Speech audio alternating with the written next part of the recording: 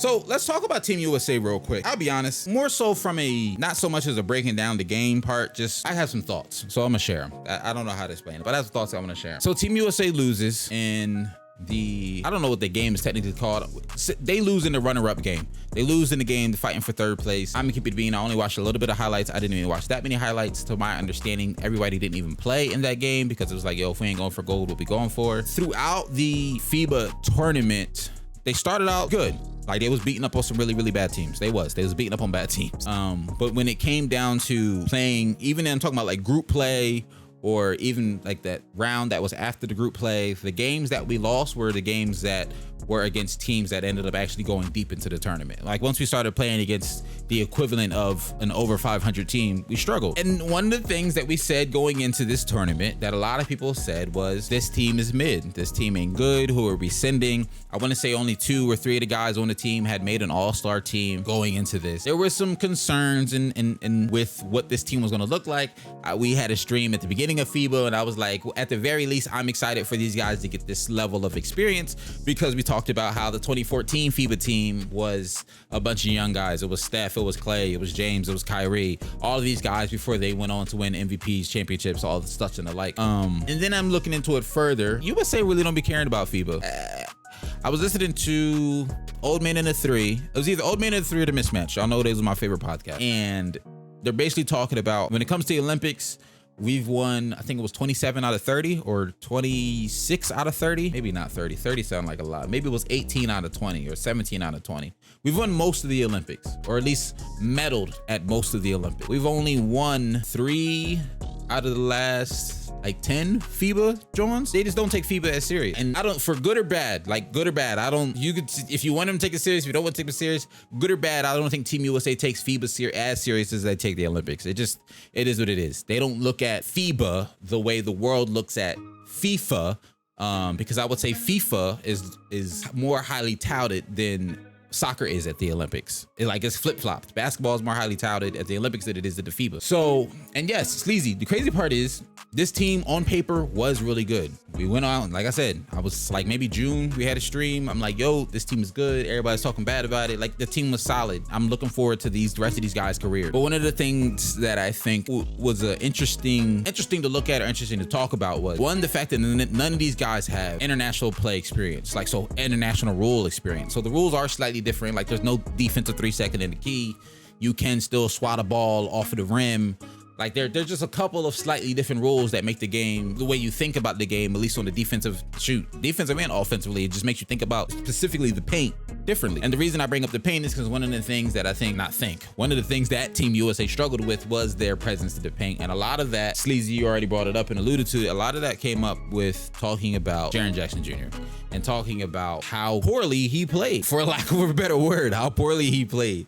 A lot of people wanted him to rebound better. A lot of people were complaining about him fouling out in some of these games. And after thinking about it, they did Jaren Jackson Jr. a disservice by expecting him to be the center for most of these games. I'm not trying to make an excuse for him, but when you look at what Jaren Jackson Jr. does in a regular season for the team he plays for in the NBA, he be running a lot of power forward. He don't be rebounding for them. I think he averaged a career high in rebounds this season, and it was 6.8. And that's a career high. Last season, 5.8, 5.6, 4.6, 4.7. He's not a rebounder. He never has been. He's just not. You know who does rebound on the Memphis Grizzlies? And that's why they picked him up, because Jaren Jackson's not a rebounder. Steven Adams had, he only played down, I think, 50 games this season because he went down to injury. But before, when he was healthy, it was 11 rebounds a game, and it was 12 rebounds a game last season. Jaren Jackson Jr. is not a rebounder. You know what Jaren Jackson Jr. also struggles with? Staying on the floor and staying out of foul trouble. He struggled with that now. So I get people's frustrations with him and wanting him to do this, but I also think on the orchestrators of the Team USA team, like on their side, part of the responsibility would have been putting an actual rebounder on his team, putting a big man on his team that can body some people up. Because Sleazy, yes, they could have put him next to Walker Kessler and they'd have been straight, but they didn't want to do that. They didn't want to do that. So I think part of it is on, I want to say Grant Hill's the guy who's in charge of like orchestrating the team from like a administrative standpoint, isn't necessarily a word I'm looking for, but like from a organizational standpoint, I think Grant Hill, I want to say, is the guy who's in charge of running the roster. And I think Steve Kerr could have done some different things. Like you're saying, Sleazy, he could have ran some more schemes and Walker Kessler and Jaren Jackson Jr. on the floor together and had JJJ on the perimeter. Because as his skill set and some of the things that makes him so impactful is his ability to cut, put the ball on the floor a little bit, shoot a little bit. I don't want him shooting that much. Granted, he was a better shooter this year than he has been in his career. His best shooting year of his career. But I just think he was used poorly and put in a bad light, and they ate him up for it. Now we get into this point where, let me pull this up here from The Athletic. Now Team USA wants to bring out the big guns. Let me log into my Athletic account. What is my Athletic account? That's the real question. Did I use my Google for Athletic? That's fine. So now we get into this point where FIBA doesn't do well, which it is what it is, you know. And we're looking at LeBron James ready to commit to the 2024 Olympic team, recruiting fellow stars. Shams tweeted this out this morning. Oh no, the other two mornings ago, actually, Monday morning. I just wanted to read this part right here. James has spoken to Steph Curry. How big is this? Can y'all see this? There we go. James has spoken to Steph Curry, Kevin Durant, Anthony Davis, Jason Tatum, and Draymond Green. They are all prepared to commit as well. Separately, Phoenix's Devin Booker, Portland's Damian Lillard, Sacramento's De'Aaron Fox, and Dallas's Kyrie Irving also have serious interest in committing, league sources said. I don't want to be like a Debbie Downer or someone who don't believe these guys who are, you know, committing to Team USA, you know, a year early to saying they want to play in the Olympics or putting their hat in to commit to playing in the Olympics. You seen what Kuz and D-Book said on Twitter about the stars playing together? I did, yeah. Kuzma, let me see if I can find that real quick. I think I sent it to myself. Kyle Kuzma put out a very interesting tweet, which I think there's a lot of truth in that. Essentially, he was saying, we got to put it, USA basketball better get some NBA stars. Here we go. Because it was swirling of LeBron James is coming back, and you know everybody's coming back and want to play.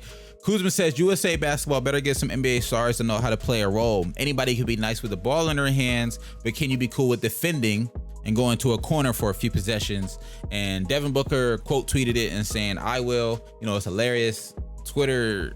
Elon, you gotta fix Twitter. Like, you can't even pull up quote tweets and desktop version no more. Yes. Twitter getting cooked. I ain't gonna hold you, but that's besides the point. Twitter getting cooked since Elon bought it. Which I agree. Like, yes, whatever superstars that come to this, and that's part of what I was about to talk about for the FIBA, because one of the two separate thoughts that are about to not to sound jumbled right now. The first part of this is, I'll go back to what Kuzma is saying here. Yes, when you're playing an international ball, when you're playing on these FIBA teams, these Team USA teams, we all want the best stars to be there. We all want the superstars to be there to basically have this turn into a glorified all-star game. But you got to put some respect on some of these other world teams. We've had this conversation a couple weeks ago. Top 3 guys, top 4, top 5 guys in the league aren't even American. Like, depending on whose list it is or who you're talking to, some combination of Jokic, Luka, Giannis, Joel, and I mean, that's 4 right there. 4 of the top 5 and most people's lists ain't even American. So my point is, we really got to put some respect on some of these other teams. There has to be some continuity. You have to put all-stars out there, superstars out there that are willing to sacrifice and willing to conform to a role that they might not be used to. And the connection here I'm trying to make with FIBA is another one of the guys that caught a lot of slack in the FIBA tournament was Brandon Ingram, because he also didn't have a really, really good FIBA. He didn't. And I think part of the reason he didn't have a good FIBA showing is he's not used to what Kyle Kuzma's talking about right here. He's not used to this. His whole career, he's been the guy. He's been the guy. You get the ball in his hands. Oh, my light died. You get the ball in his hands and he goes to work. So I think that was a big adjustment for him getting used to play with other guys who can go for real and not being used the way he's being used to being used. I can't remember off the top of my head if a guy like Devin Booker has played for Team USA. I want to say no, but I'll be honest, I'm not 100% sure. Now, the rest of the guys on this list are familiar with, you know, we've seen in Team USA play. We haven't seen Steph Curry in the Olympics, but we've seen him in Team USA play. We just talked about that 2014 FIBA run he did. But my other point I was thinking about when I saw these tweets going viral and everybody's like, yo, let's get the Avengers going. Let's, you know, we about to run the world. We about to show, I can't not remember his name right now. We about to show that track star that, you know, the NBA are really world champs, this, that, and the third, which I thought was a stupid, dumb conversation that took over NBA Twitter for a week. I wanted to talk about it, and every time I went to talk about it, I was like, this is dumb. Like, I don't really care this much. But anyway, the thing, I don't want to be the bearer of bad news, and I'm gonna knock on wood as I say it. One of these dudes ain't gonna play. A couple of these dudes ain't gonna play. It's couple of things that are gonna hold back these superstars from building the Avengers in my mind. A lot of them is old. Steph, KD, Draymond, Dame, even LeBron, obviously, they old. They 33 plus. They old. Old people be injured. So if any of these guys get injured on the regular season, guarantee you they're not playing through Team USA. So once again, knock on wood. I don't want nobody to be injured. I'm not wishing no injury on these guys. I'm just saying what be happening in the league. And the third thing I think that's gonna stop one of these guys from showing up, if not a couple of these guys, if any of these guys have a deep playoff run, like if one of these guys win the finals, I don't know if they're gonna play on Team USA because they're gonna be gassed. Like if you play to June, you win the finals, or if you're in the finals and you play to June, the turnaround for the Olympics is gonna be like early July, probably. They're gonna start playing games. And then that Olympics is gonna cut into your off season and you ain't gonna have no rest going into the regular season. And now you're really gonna be susceptible to injury. Once again, knocking on wood, I'm not wishing this on nobody, but this is how I see it. So yeah, the idea of all these guys playing together is great. I don't think we're gonna get this full list that we're looking at here. I'm looking at you, Anthony Davis, LeBron, even like, I don't know if y'all gonna play the whole time. And the reason specifically, because we talked about this last week with Anthony Davis and LeBron, is why not sure if they're gonna play. It's because we saw what they looked like when they don't have an off season after the bubble. Anthony Davis, they play till August, so they turn around and flip it and come back in December, and Anthony Davis got injured right away and been dealing with injuries ever since. So I think there's just a little concern for me about some of these big names playing in this. I'm not saying they shouldn't. I'm not saying we shouldn't take it seriously and put out the best product we can. I think we should. I'd love to watch it as a fan of basketball. I just have some concern. And then my other big concern when it comes to Team USA, we mentioned Walker Kessler.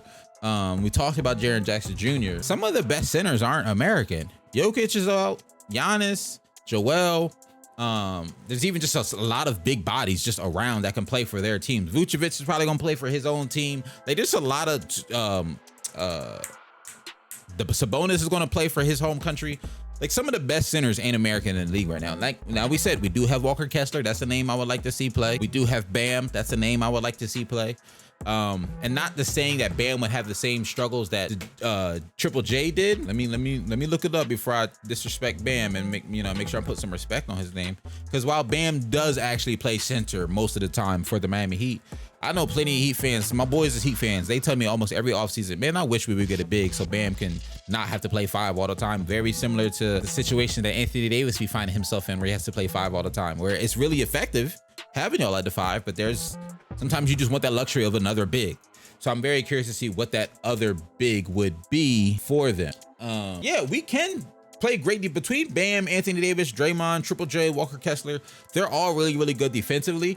Maybe I'm just a little too worried about the size. Maybe I'm a little too worried because we saw Bam go crazy against Giannis in the playoffs. We saw Bam go crazy defensively against Giannis in the playoffs. So if Bam shows up, I think we'll be straight. I know I've listened to so many podcasts saying they want to see Joel Embiid play. I don't think he's gonna play for Team USA. Technically, he can play for Team USA. He has a dual citizenship, so he is a US citizen and he's a citizen of France. So he'll play for either one of those countries. Personally, I want to see him play for France. Like Rudy Gobert, Joel, even Fournier. Who else is French in the league right now? Like, it's not that many big bodies. It's just the bodies that are big can be some of the best in the league. Like we team up against Greece or Jokic, France. Like there's some big bodies. And these international teams that are good, like that are legit good. And also the other thing that I think, continuing into the conversation, but not so much as the players and personnel, whatever team we put together, they just got to be in lockstep. Like I think we're just realizing, and I think the world is realizing, and I think a lot of NBA fans are realizing that world basketball is really good. And I'm not mad at that. On TikTok, they saying throw in, and that's not bad. Throw in DPOY candidate Claxton. I don't think he'd get the nod, to be honest with you. But that's not a bad pickup. I could have seen Claxton making the FIBA team, the FIBA roster. The other thought I had for this, and before we're going to move on from FIBA, because I got some other stuff I want to talk about. The only guys I honestly can see probably coming from this FIBA team to actually making the Olympics team, I can see Anthony Edwards making it. He's like, I think a legit lock. Like, I think he'll make the team. I want to say I could see BI making it, but after that showing, they might not pick him up. I think he's talented enough for it, but after that showing, they might not pick him up. But I'd be curious to see how Anthony Edwards performs in this version of Team USA, like the Olympic version of Team USA, because he's going to be like a bench role. He's going to be that role that they were talking about at the beginning, where they was like, when Steve Kerr's like, well, D-Wade came off the bench, and Anthony Edwards like, well, you tell me who Kobe on this team. Well, Anthony Edwards in this lineup is coming off the bench most likely. So I'm curious to see how he would react to that or how he would flow in that. But I would love to see Anthony Edwards come back. Low key, it depends. The guard position is really stacked. It really just depends on what guards do and do not decide to show up. I think Tyrese Halliburton would be really good at Team USA. A guy who can just really put the ball on the string, get everybody involved. I don't think he'll make it because between Steph, Devin Booker, Kyrie, De'Aaron Fox is interested. Shoot, Anthony Edwards is a guard. Like, I just think there's not as many available guard positions. But if one of those guys or a couple of those guys opted out and for some reason decided not to go, I would love to see Tyrese Halliburton play. I would love it. I think he'd be really, really good. All right, next up on the docket, we have